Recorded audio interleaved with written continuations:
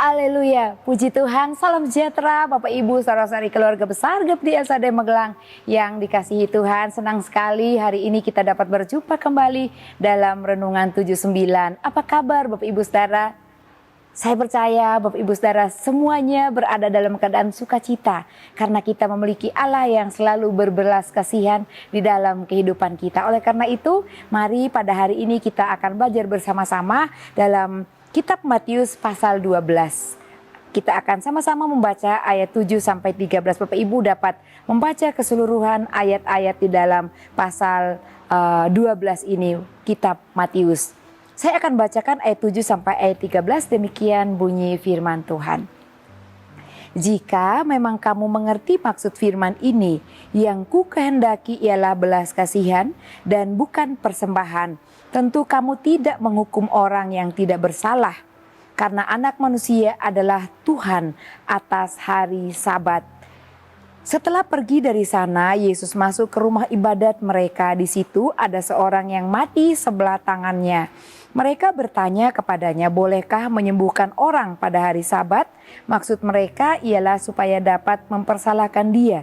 Tetapi Yesus berkata kepada mereka, jika seorang dari antara kamu mempunyai seekor domba dan domba itu terjatuh ke dalam lubang pada hari Sabat, tidakkah ia akan menangkapnya dan mengeluarkannya? Bukankah manusia jauh lebih berharga daripada domba? Karena itu boleh berbuat baik pada hari Sabat. Lalu kata Yesus kepada orang itu, ulurkanlah tanganmu. Dan ia mengulurkan tangannya, maka pulihlah tangannya itu dan menjadi sehat seperti tangannya yang lain. Puji Tuhan Bapak Ibu, Saudara yang terkasih dalam Tuhan Yesus Kristus. Hari ini kita sama-sama menyimak atau belajar tentang belas kasihan. Pada ayat 7 kita baca bersama tentang perkataan Tuhan Yesus. Tuhan Yesus berkata kepada orang-orang Farisi yang waktu itu ingin mendakwa atau ingin mencari kesalahannya supaya mereka dapat membunuh Tuhan Yesus. Tuhan Yesus menjawab mereka, yang kukehendaki adalah belas kasihan, bukan persembahan. Bapak Ibu yang terkasih dalam Tuhan, di dalam ayatnya yang pertama sampai ayatnya yang ke-8 itu ada satu cerita tentang orang-orang Farisi mempersoalkan murid-murid Tuhan Yesus yang memetik kandung dan makan pada hari Sabat. Dan sama halnya pada ayat 9 sampai ayat 14 mereka berupaya untuk menjerat Tuhan Yesus dengan pertanyaan-pertanyaan yang mungkin membuat mereka berhasil untuk menjerat Tuhan Yesus. Dan mereka berkata kepada Tuhan Yesus, sebab di dalam rumah ibadat itu ada seorang yang sedang sakit pada bagian tangannya. Mereka mengajukan pertanyaan, bolehkah menyembuhkan orang pada hari Sabat? Lalu Tuhan Yesus menjawab mereka, manakah lebih berharga? Tuhan berikan suatu contoh supaya mereka berpikir dan memilih. Manakah lebih berharga? Seekor anak domba yang hilang atau terjatuh ke dalam lubang atau jurang, Bapak Ibu Saudara, bukankah dia akan diangkat kembali? Artinya tidak mungkin seseorang akan membiarkan domba tersebut menderita, ya. Pasti akan diselamatkan. Dan Tuhan memberikan perbandingan. Manakah yang lebih berharga atau yang lebih utama atau yang terpenting, domba atau manusia? Tentu saya Bapak Ibu Saudara akan menjawab manusia yang lebih berharga atau yang lebih utama daripada domba. Oleh karena itu Tuhan memandang manusia itu sangat berharga, di matanya sangat berarti. Sehingga Tuhan berkata, aku lebih senang atau aku kehendaki semua orang itu memiliki belas kasihan, bukan persembahan. Ini sangat dalam sekali Bapak Ibu yang terkasih dalam Tuhan. Apa yang diinginkan Tuhan, apa yang dikehendaki Tuhan di dalam kehidupan kita. Umat Tuhan, orang-orang yang percaya kepada Tuhan, yaitu kita harus memiliki rasa belas kasihan. Belas kasihan biasanya dikenal dengan kata lain yaitu belas asih atau kepedulian. Dan belas kasihan ini adalah emosi yang muncul akibat penderitaan orang lain. Emosi manusia yang muncul akibat penderitaan orang lain. Jadi bukan dari penderitaan diri sendiri, tapi datangnya karena ada penderitaan yang dialami oleh orang lain. Dan belas kasihan ini lebih kuat daripada empati. Perasaan ini juga biasa memunculkan usaha untuk mengurangi penderitaan orang lain.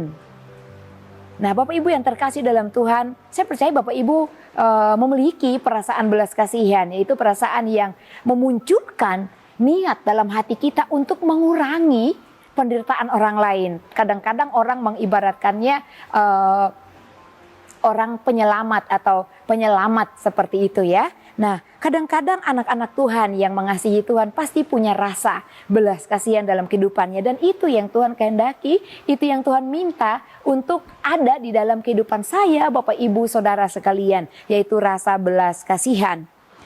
Kalau kita melihat dan kita belajar dari keseluruhan perjalanan pelayanan Tuhan Yesus di dalam perjanjian baru, pelayanan Tuhan Yesus selalu dilandasi oleh rasa belas kasihan. Ada beberapa firman Tuhan yang menjelaskan ketika Tuhan menyembuhkan orang-orang sakit itu karena ada dorongan belas kasihan Yesus kepada orang-orang yang menderita penyakit. Sehingga dia melakukan atau memberikan kesembuhan kepada mereka. Dan juga kita melihat bahwa Allah sendiri bekerja melayani dengan didasari rasa belas kasihan. Bapak Ibu yang terkasih dalam Tuhan, Tuhan juga membutuhkan orang-orang yang memiliki rasa belas kasihan di dalam kehidupannya. Terlebih di dalam pelayanan kita sehari-hari. Pelayanan kita kepada keluarga, masyarakat, di kantor, dimanapun kita berada. Tuhan Yesus berkata kita harus memiliki belas kasihan. Mungkin kalau kita berpikir secara sederhana Bapak Ibu, belas kasihan ini mungkin rasa kasihan kepada orang lain, ternyata tidak demikian. Orang yang memiliki rasa belas kasihan itu adalah orang yang di dalam hatinya timbul kepedulian atau timbul rasa untuk memperingan atau menolong atau melepaskan orang lain dari penderitaannya. Ada rasa menjadi bagian dari penderitaan orang lain dan selalu ingin untuk melihat orang lain itu bahagia. Tidak tahan melihat sesamanya menderita. Itulah ciri-ciri orang yang memiliki rasa belas kasihan seperti karakter atau pribadi Yesus sendiri.